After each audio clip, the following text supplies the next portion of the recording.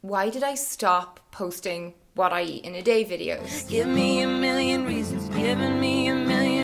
Right, we're going to have this conversation. This girl used to live for a what I eat in a day video. And watching the ones that used to be really popular on YouTube, I always felt like I ate way too much because, you know, what I was seeing, people would be like, for dinner I had a bowl of ice, followed by 4.5 strawberries and a lettuce leaf. And at this point I was in eating disorder recovery and I had a channel and I figured I can't be the only one not preparing acai bowls or acai bowls, whatever the hell they are, and like fresh quinoa salad with avocado for lunch every single day. And I thought, you know, maybe me sharing my quote unquote normal diet. I hate that word normal. Like, what is a normal diet anyway? Here we go. This video is going to be layered. My intention was that it would help other people who were wanting to recover from eating disorders or who were in recovery. I really genuinely want to know, did those videos help you? Do you miss them? Would you like to see them come back?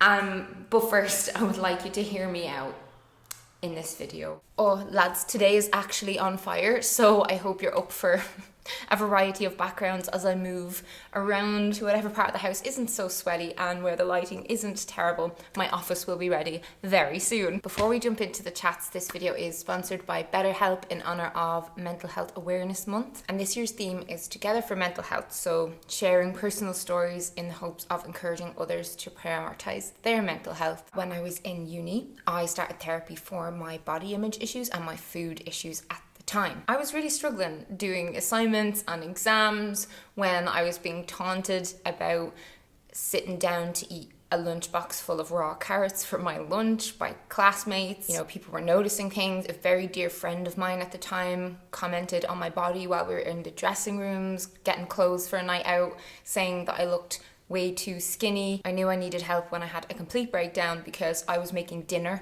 on this hob and my dad was cooking on this hob, and he took his spatula and stirred my food with the spatula that had been touching his food. There was something wrong, like I was becoming extremely obsessive and my entire life was being affected. I couldn't even just get excited about going out for food on a Friday. Knowing I was going to go out for food would take over my entire week, and I would need to like look up the menu in advance, and I would be freaking out because if I couldn't find something that would fit with my rules for myself at the time. And yeah, it was awful. And that is around the time that I learned that I was struggling with something called orthorexia, and seeking help is how I got through that. And yes, in recovery, I developed another eating disorder, binge eating disorder, and once again, speaking to a professional was key in me getting through the binge restrict cycle and not looking at foods as black or white, good or evil, and just learning to listen to my body's needs. And access to mental health care is so important, and that's where my sponsor steps in. BetterHelp, that's BetterHelp, H-E-L-P. They offer customized therapy that includes video, phone, and live chat sessions with your therapist. You can apply for financial aid during the sign-up process, though even without that, it's more affordable than offline therapy, and it is great if you have a absolutely jam-packed schedule, or like me, if you've got small kids and you just struggle to find time to actually commit to, a specific block of time where you have to travel somewhere every week. You just have to fill out a questionnaire that will assess your specific needs and will match you to your own qualified therapist. This mental health month, you get 10% off using my link. I have this in the description box as well. Oh, and just want to note, anytime I work with BetterHelp, these are not affiliate links that I use. I do not get paid based on how many of you do or do not click these links. I'm so sweaty. Maybe my bedroom. Maybe my bedroom. Okay, no, my bedroom is like a sauna, so we're going for fireplace vibes. I hope that's okay. Why did I stop posting what I eat in a day videos? It's one of the things I was most known for on YouTube, and how I got a lot of my followers, and some of my most viewed videos were what I eat in a day videos. Many of them are privated now, and I'm going to be really honest in this video. There are so many things around this that I have been dealing with. Let's just start with the fact that regular tracking of your food isn't healthy for everybody to do, and I didn't really want to encourage it anymore. I felt a lot of responsibility around the fact that I may or may not be influencing people to do something that isn't right for them.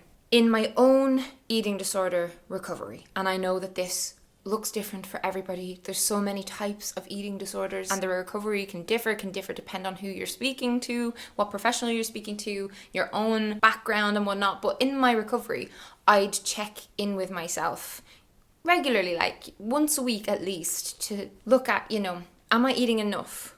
Am I eating beyond fullness?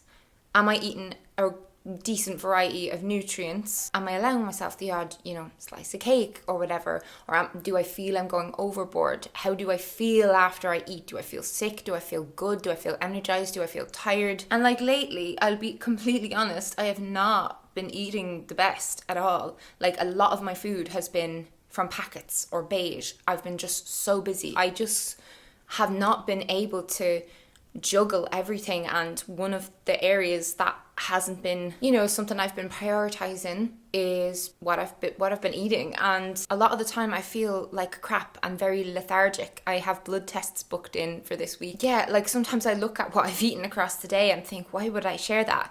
And on the one hand, yes, it's probably very #relatable, but then on the other hand, what if me sharing is just encouraging other people to stay in their kind of, comfort bubble, because they're like, oh, well, if that person is eating that way and they seem fine, then, I'm just going to not bother trying to include any healthier foods or, and obviously I don't assume everyone who watches my videos is going to copy what I'm doing, but there is a huge amount of comparison within the food community on YouTube. There just is. I've even struggled with it, like seeing other people normalizing lazy food choices has definitely been something that I've found validating at times. I don't think that's good.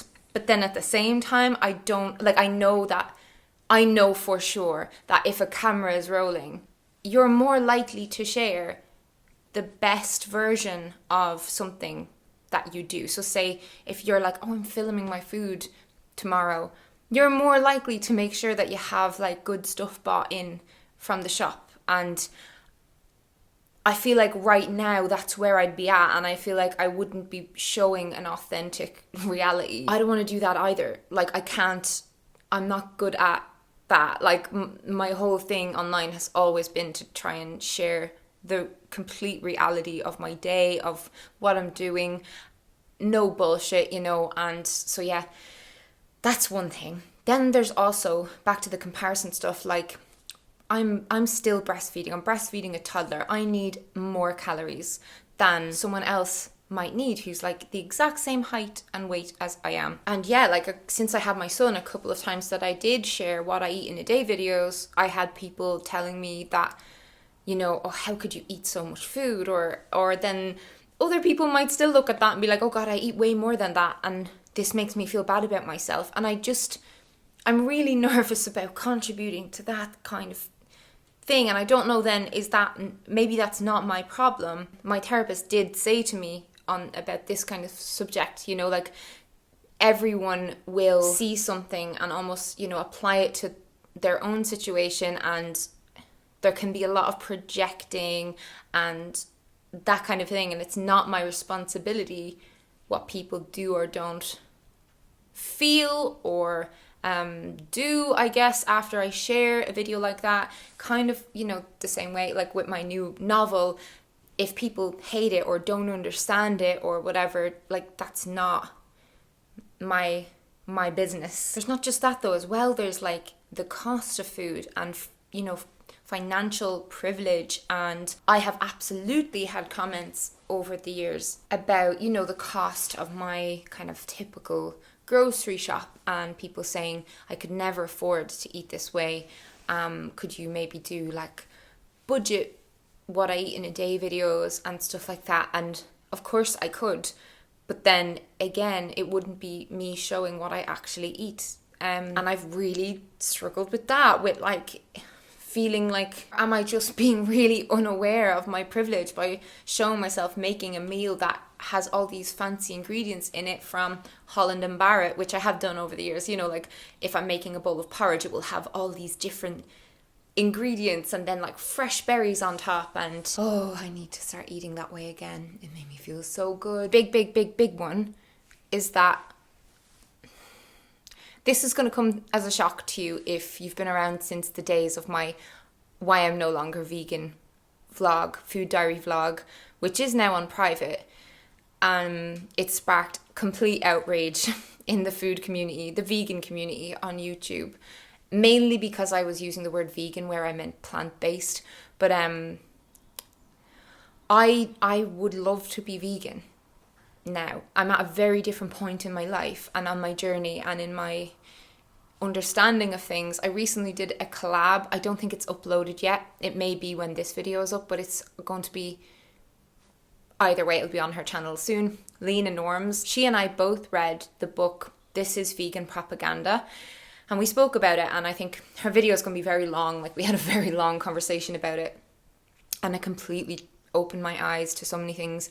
But you know, one of the issues I kind of brought up in that video, like a flaw, like something I don't know how to move past, is the fact that even though I know all this stuff and it really moved me, really affected me, completely changed my mind, I find it very hard to turn off that, like, there's this button that automatically presses in my head when I see, like, I don't know, cheese or a dairy milk bar. This button presses and it's like, that is nothing to do with an animal. Like, it's a separate thing. And I want to be able to get rid of the apathy and to see the link between that food item and all of this information that I learned from This Is Vegan Propaganda. Anyway, I'm not vegan. I'm not perfect. I do buy dairy alternatives a lot of the time. My husband is vegetarian, so I am mostly vegetarian. I eat 95% of the same meals as him. But you know, when I'm in someone else's house and they offer me a bowl of stew, I eat it. If I'm in a restaurant, I typically do order something with cheese or like I get these bouts where I'm like extremely exhausted and craving meat. At my healthiest point in my life, I was eating animal products. So I have this whole thing going on in my head about not knowing what to do, how to move forward, how to get from like A to Z, and I've so many issues wrapped up in sharing what I'm eating, because if there is any animal products in the day of food that I share, I will feel like I am encouraging people to contribute to something that I feel guilty about contributing to.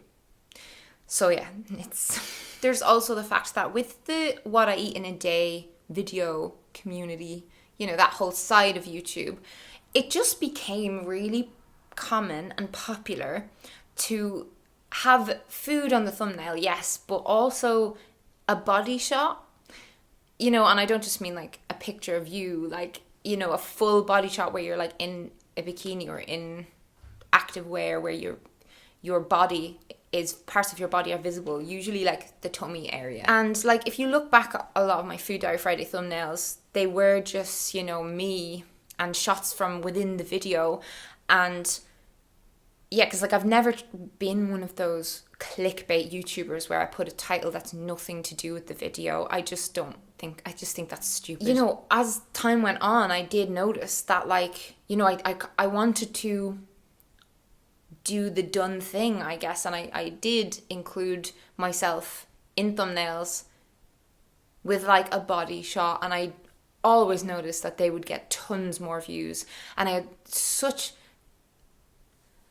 an uncomfortable feeling in the pit of my stomach about that, because I feel like why that is, obviously the algorithm, you know, like, is involved there, but the algorithm measures how many people will see the video and click it and watch it. So obviously those kinds of thumbnails sell this kind of like, if you want to look like me, then watch this video and eat what I eat, and then this is how you look. And of course that is never what I've wanted to do. As that kind of took off and became the popular way to make a what I eat in a day video, and that's how you market the video, the kind of ones where it's just your face or like a picture from the video or whatever, those kinds of thumbnails, they just didn't do that well. And then, yeah, like that would just make me, again, just feel like, oh, why am I sharing this? Or maybe this is just really boring. And I just start to question. There's just so many things tied up with being a content creator online. I can't even. Dan Howell addressed a lot of it in his new video about why he quit YouTube.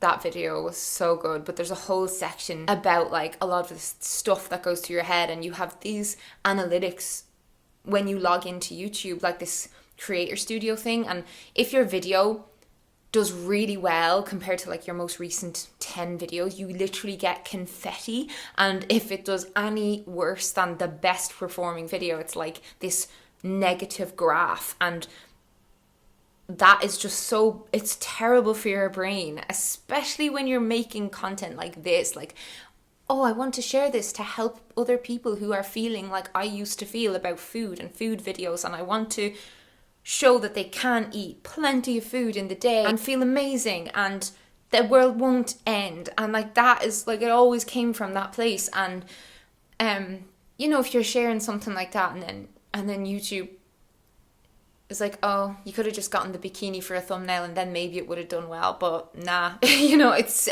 stupid because I know that you can't measure all of the like people that a video will impact. That stuff just gets under your skin because this is my job, and it's like having someone standing over me in an office being like, you're doing a terrible job. But then I'm like, to do a great job I would have to be overstepping boundaries that I have placed for myself. Ugh. Another thing, what I eat is not like aesthetic or like Instagram worthy food. And you know, again, most of the YouTube videos of what I eat in a day videos, like people really do make a big effort of making their food look very visually appealing.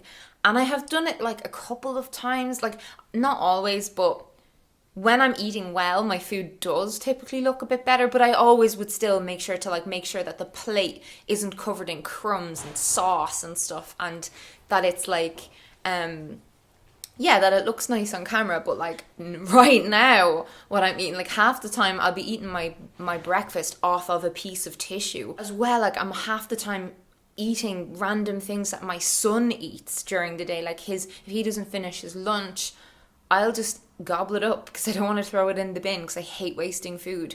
And then if I was filming a what I eat in a day video, it would just be so chaotic, like so chaotic and so unstructured. And yes, that's real life.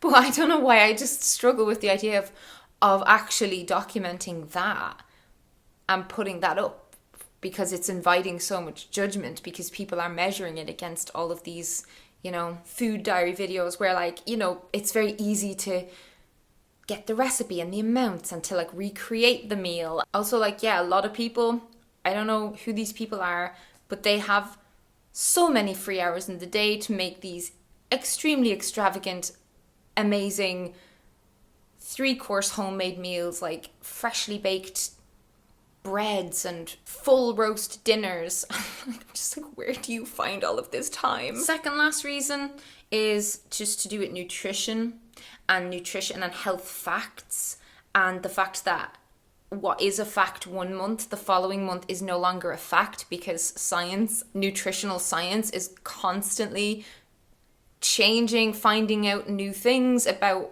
what does and does cause different things within the body and what is and isn't healthy. And I am terrified of sharing information that, you know, about food that isn't true, because firstly, what works for one person does not work for everybody. Secondly, you know, like I went to nutritional therapy and I shared a vlog about all of the kinds of things that she was encouraging me to eat, and I was feeling incredible. But people were reaching out to me telling me I was, you know, irresponsible sharing that. A nutritional therapist isn't a dietitian and this and that and the other. Like, what we know about food is consistently shifting. And because my background is in education, like I have a degree in how to teach people, I have that in me to like want to, like if I learn some information from like a study, I do love sharing that with people, but then there's always a study going to contradict this study, going to contradict this study. So yeah, I have that's like a super big fear. And I think one of the biggest reasons that I was put off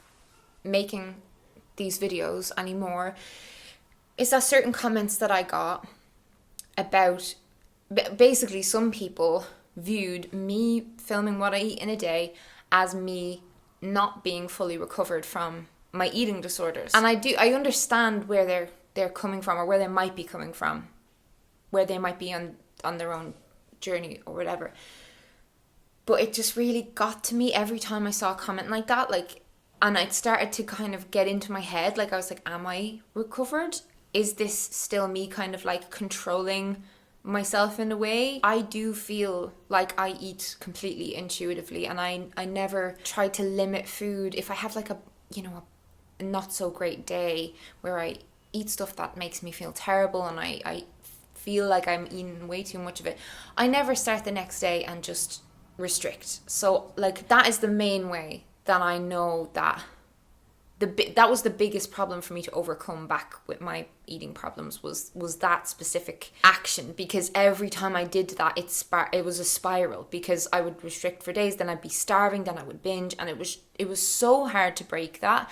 And I have not done that in such a long time. So I know I am recovered, but then I don't know for sure if me making the food videos, is it just me staying on top of things, or is it some aspect of the disordered eating? I don't know. There's a lot of this stuff I haven't talked about in therapy, so I plan on doing that absolutely before I make any more food related videos, if that's what I'm going to do. Because the thing is, like, I do really miss it. I loved making those videos because I just loved connecting with people who are on that journey to just, enjoying food. Food is one of the best things in my life. My husband was making jokes yesterday. We were in the McDonald's drive-thru and I was like murdering a bag of chips, and he was, because I felt really unwell and I'd had a really hard morning, and he was just smiling at me and laughing, and he was like, look, I know how to make you happy. He was like, all you need is yummy food